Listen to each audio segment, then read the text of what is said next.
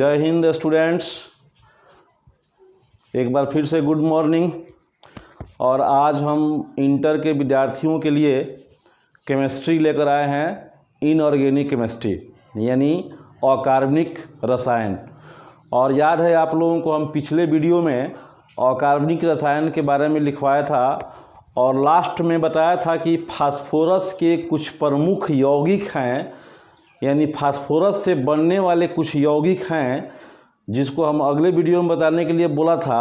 तो आज मैं फास्फोरस से बनने वाले कुछ प्रमुख यौगिकों के बारे में बताने जा रहे हैं। बोर्ड पर ध्यान दीजिएगा, हमने यहाँ लिखा है कि फास्फोरस से बनने वाले प्रमुख यौगिक। तो देखिए, फास्फोरस से बनने वाले प्रमुख यौगिक में पहला है फास्फीन। पहला यौगिक बनता है फास्फीन। दूसरा है फास्फोरस के ऑक्साइड। तो फास्फोरस के ऑक्साइड में बहुत सारे ऑक्साइड बनते हैं, ये आगे हम लोग पढ़ेंगे। पहला फास्फीन, दूसरा फास्फोरस के ऑक्साइड बनते हैं, तीसरा फास्फोरस के ऑक्सी अम्ल बनते हैं और चौथा फास्फोरस के क्लोराइड बनते हैं, क्लोराइड। यानी एक फास्फीन हो गया, ये फास्फीन गैस है, एक फास्फीन बनता है। उसके बाद फास्फोरस के ऑक्साइड कुछ बनते हैं, उसके बाद फास्फोरस के ऑक्सी अम्ल कुछ बनते हैं और चौथा है फास्फोरस के क्लोराइड भी बनते हैं, क्लोराइड जो हम लिखवाएंगे। तो पहला है फास्फीन। तो फास्फीन कैसे बनता है, तो एक बार देखिए, श्वेत फास्फोरस को, इसके पहले हम श्वेत फास्फोरस के बारे में बता चुके हैं। श्वेत फास्फोरस को कोल गैस के उपस्थिति में, श्वेत फास्फोरस को कोल गैस की उपस्थिति में सोडियम हाइड्रोक्साइड यानी NaOH, इसको बोलते हैं सोडियम हाइड्रोक्साइड या कास्टिक सोडा। तो श्वेत फास्फोरस को कोल गैस की उपस्थिति में सोडियम हाइड्रोक्साइड के सांद्र विलयन के साथ जब गर्म करते हैं तब फास्फीन गैस निकलती है। एक बार फिर से सुन लीजिए, श्वेत फास्फोरस को कोल गैस की उपस्थिति में सोडियम हाइड्रोक्साइड के सांद्र विलयन के साथ गर्म करने पर या गर्म करने से फास्फीन गैस निकलती है। यहाँ एक समीकरण है, देखिए, ये फास्फोरस है और फास्फोरस सोडियम हाइड्रोक्साइड और जल, जो सांद्र लिखे हैं यानी उसमें जल मिला हुआ है, तो फास्फोरस, सोडियम हाइड्रोक्साइड और जल, इन तीनों को मिला के जब गर्म करते हैं तो यहाँ देखिए लास्ट में फास्फीन गैस बनता है और सोडियम हाइपोफास्फोरस बनता है। तो ये जो है फास्फीन गैस यही मेन है, यानी फास्फोरस को सोडियम हाइड्रोक्साइड के सांद्र विलयन में मिला के और जब गर्म करते हैं तब फास्फीन गैस का निर्माण होता है। तो आप इसको नोट कर सकते हैं कि फास्फीन गैस कैसे बनता है, उसके बाद हम आगे लिखवाते हैं।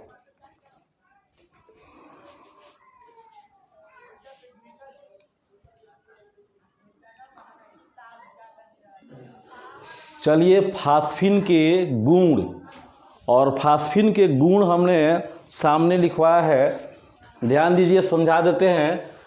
फास्फीन के निम्नलिखित गुण हैं। पहला है कि यह रंगहीन गैस है, यानी इसमें कोई रंग नहीं होता है, यह रंगहीन गैस है। दूसरा, इसकी गंध सड़ी हुई मछली जैसी होती है। जिस प्रकार मछली सड़ जाती है, उसमें से बदबू आने लगती है, सेम वैसे ही सड़ी हुई मछली जैसी इसमें गंध होती है।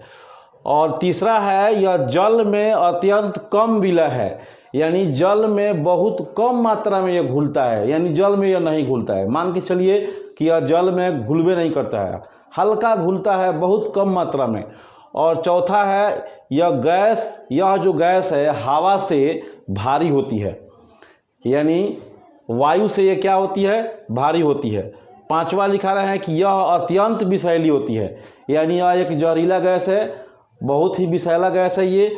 और छठा, यह हवा में 373 केल्विन ताप पर जब इसको गर्म करते हैं, हवा की उपस्थिति में 373 केल्विन ताप पर जब गर्म करते हैं तो यह जलने लगता है।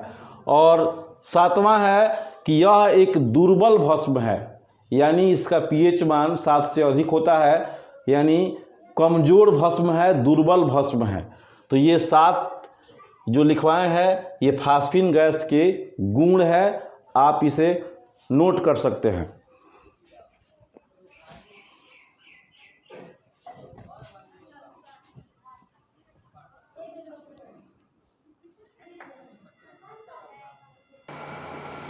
चलिए अब एक क्वेश्चन है, ये क्वेश्चन एग्जाम में आता है कि अमोनिया और फास्फिन गैस में क्या अंतर है।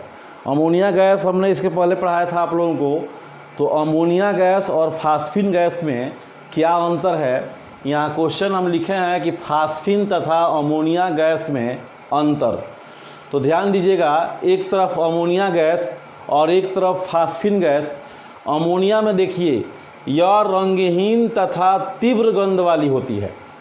अमोनिया गैस जो होती है रंगहीन होती है और तीव्र गंध वाली होती है, और फास्फिन गैस यह रंगहीन होती है लेकिन खराब युक्त होती है। खराब युक्त, यहाँ छूटा हुआ है, खराब युक्त गंध वाली होती है।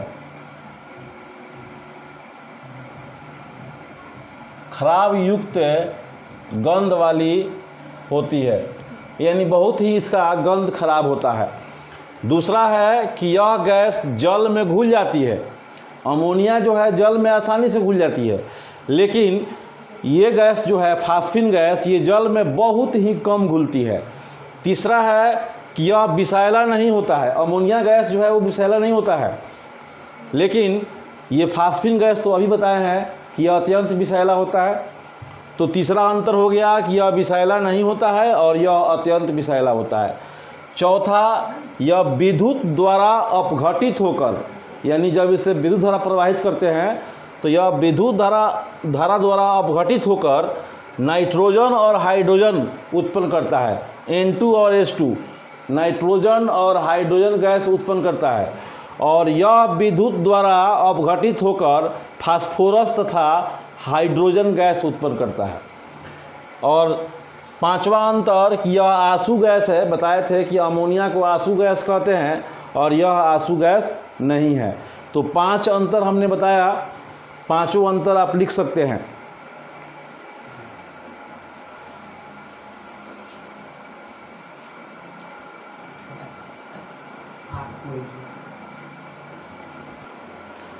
फास्फिन गैस का उपयोग, तो आज के आधुनिक युग में फास्फिन गैस का 2 मुख्य उपयोग है।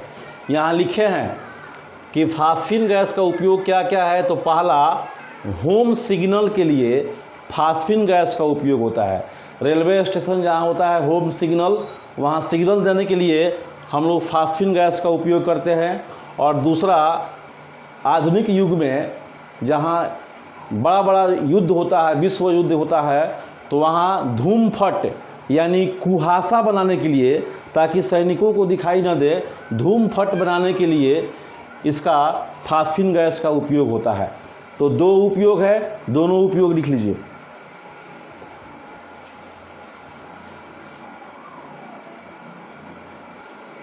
चलिए अब फास्फोरस के ऑक्साइड, हम बताए थे कि फास्फोरस के प्रमुख यौगिक 4 होते हैं, जिसमें से एक फास्फिन था और दूसरा फास्फोरस के ऑक्साइड। और फास्फोरस के ऑक्साइड जो हैं 3 तरह के होते हैं, यानी फास्फोरस के ऑक्साइड 3 तरह के बनते हैं। एक फास्फोरस के ट्राई ऑक्साइड, दूसरा फास्फोरस के टेट्रा ऑक्साइड और तीसरा फास्फोरस के पेंटा ऑक्साइड। एक ट्राई ऑक्साइड, एक टेट्रा ऑक्साइड और एक पेंटा ऑक्साइड, ये फास्फोरस के 3 ऑक्साइड है। यानी फास्फोरस के ऑक्साइड जो है 3 तरह के होते हैं। फास्फोरस ट्राई ऑक्साइड P2O3, दूसरा फास्फोरस टेट्रा ऑक्साइड P2O4 और तीसरा फास्फोरस पेंटा ऑक्साइड P2O5। तो ये फास्फोरस के 3 ऑक्साइड है। यहाँ से आप पकड़ सकते हैं, अगर 3 होगा तो ट्राई ऑक्साइड होगा, अगर 4 होगा तो टेट्रा ऑक्साइड होगा, अगर 5 होगा तो पेंटा ऑक्साइड होगा। तो ये फास्फोरस के 3 ऑक्साइड हैं। अब इसमें से हम पहला के बारे में पढ़ते हैं। पहला है फास्फोरस ट्राइऑक्साइड, ये पहला फास्फोरस ट्राइऑक्साइड यानी P2O3। तो ये कैसे बनता है? तो श्वेत फास्फोरस को ऑक्सीजन की सीमित मात्रा में, यानी श्वेत फास्फोरस को ऑक्सीजन के अल्प मात्रा में, कम मात्रा में जलाते हैं। ऑक्सीजन की उपस्थिति में श्वेत फास्फोरस को ऑक्सीजन की सीमित मात्रा में जब जलाते हैं तब बनता है फास्फोरस ट्राइऑक्साइड। यहाँ लिखे भी हैं कि श्वेत फास्फोरस को ऑक्सीजन की सीमित मात्रा में जलाने पर फास्फोरस ट्राइऑक्साइड बनता है। तो इस प्रकार फास्फोरस ट्राइऑक्साइड बनाना होगा तो श्वेत फास्फोरस को ऑक्सीजन की उपस्थिति में जलाएंगे तो बन जाएगा फास्फोरस ट्राइऑक्साइड। अब इसका गुण क्या क्या होता है फास्फोरस ट्राइऑक्साइड के गुण? तो फास्फोरस ट्राइऑक्साइड के यहाँ 5 गुण हम लिखे हैं, ध्यान दीजिएगा। पहला, यह रंगहीन होता है। कौन रंगहीन होता है? तो फास्फोरस ट्राइऑक्साइड जो है रंगहीन होता है। दूसरा, इसमें लहसुन जैसी गंध होती है। जो घरों में हम लोग लहसुन खाते हैं तो फास्फोरस ट्राइऑक्साइड में लहसुन जैसी गंध होती है। और तीसरा, यह अत्यंत विषैला होता है यानी जहरीला होता है। और चौथा, यह हवा के संपर्क में आकर यानी खुली हवा में छोड़ देंगे तो यह धीरे धीरे क्या होता है, फास्फोरस टेट्राऑक्साइड, यहाँ लिखवाए हैं देखिए पेंटाऑक्साइड, फास्फोरस पेंटाऑक्साइड में बदल जाता है। देखिए यहाँ लिखा है P4H10 यानी P4H10 में बदल जाता है। यानी जब फास्फोरस ट्राइऑक्साइड को खुली हवा में छोड़ देते हैं तो वह धीरे धीरे फास्फोरस पेंटाऑक्साइड में यानी P4H10 में बदल जाता है। और लास्ट 5वां है कि इसका क्वथनांक यानी ये गैस कब बनता है? तो इसका क्वथनांक होता है 491 केल्विन। यानी जब इसको 491 केल्विन पर गर्म करेंगे तो यह गैस में बदल जाता है। तो इसको आप नोट कर सकते हैं।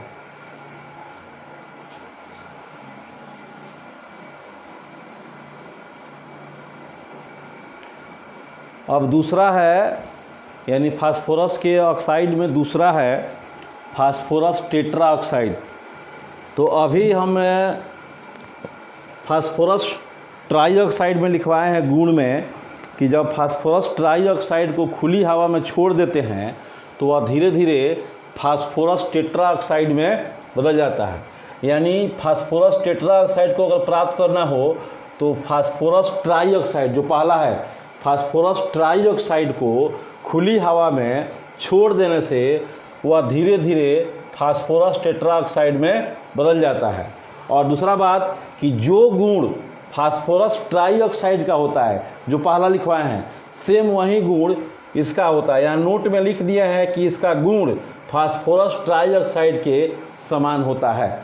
तो आपको यहाँ गुण लिखने की ज़रूरत नहीं है। जो गुण फास्फोरस ट्राइऑक्साइड का होता है वही गुण फास्फोरस टेट्राऑक्साइड का होता है। तो इसे आप नोट कर सकते हैं।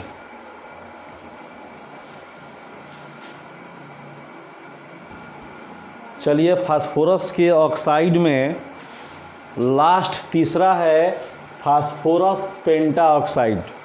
इसमें 3 गो था, फास्फोरस के ऑक्साइड में 3 गो था, एक फास्फोरस ट्राइऑक्साइड, एक फास्फोरस टेट्राऑक्साइड और लास्ट तीसरा है फास्फोरस पेंटाऑक्साइड। तो यह कैसे बनता है? तो फास्फोरस को ऑक्सीजन या हवा की प्रचुर मात्रा में यानी अधिक मात्रा में जब गर्म करते हैं तब फास्फोरस पेंटाऑक्साइड बनता है। P2O5 को कहते हैं फास्फोरस पेंटाऑक्साइड। यानी फास्फोरस को हवा की प्रचुर मात्रा में गर्म करते हैं तब फास्फोरस पेंटाऑक्साइड बनता है। और फास्फोरस पेंटाऑक्साइड के 5 गुण है जो निम्न है। यह सफ़ेद चूर्ण होता है। चूर्ण जिस तरह चीनी चूर्ण में रहता है वैसे ही यह सफ़ेद चूर्ण होता है। दूसरा, यह शुद्ध अवस्था में गंधहीन होता है, यानी शुद्ध अवस्था में इसमें कोई गंध नहीं रहता है। और तीसरा, प्रकाश में इसको छोड़ देते हैं तो यह चमकने लगता है, जिसको हम लोग स्फुरदीप्ति कहते हैं। प्रकाश में कुछ समय तक छोड़ देने पर यह चमकने लगती है। और चौथा है कि इसे 523 केल्विन ताप पर जब गर्म करते हैं तो सीधे ये वाष्प में बदल जाता है। यानी जब भी इसको 523 केल्विन ताप पर हम गर्म करते हैं तो सीधे यह वाष्प में बदल जाता है। और पांचवा है कि यह एक प्रबल जल अवशोषक है, यानी जल को अवशोषित कर लेता है, खींच लेता है। यह एक प्रबल जल अवशोषक है। तो छात्रों, आज हम आप लोगों को फास्फोरस से बनने वाले यौगिकों के नाम बताए कि फास्फोरस से 4 तरह के यौगिक बनते हैं। पहला फास्फिन, और दूसरा फास्फोरस के ऑक्साइड, तीसरा फास्फोरस के ऑक्सी अम्ल, और चौथा फास्फोरस के क्लोराइड। तो हमने इसमें 2 बता दिया, फास्फिन बता दिया और फास्फोरस के ऑक्साइड बता दिया। फास्फोरस के ऑक्साइड में 3 गो बना, तीनों लिखवा दिए। अब तीसरा जो है फास्फोरस के ऑक्सी अम्ल, और चौथा जो है फास्फोरस के क्लोराइड, वो हम नेक्स्ट वीडियो में बताएंगे। तब तक के लिए आप लोग इतना पढ़िए, और वीडियो को लाइक, अगर अच्छा लगे तो वीडियो को लाइक कर दीजिएगा, और चैनल को जो लोग सब्सक्राइब नहीं किए हैं वो कर देंगे।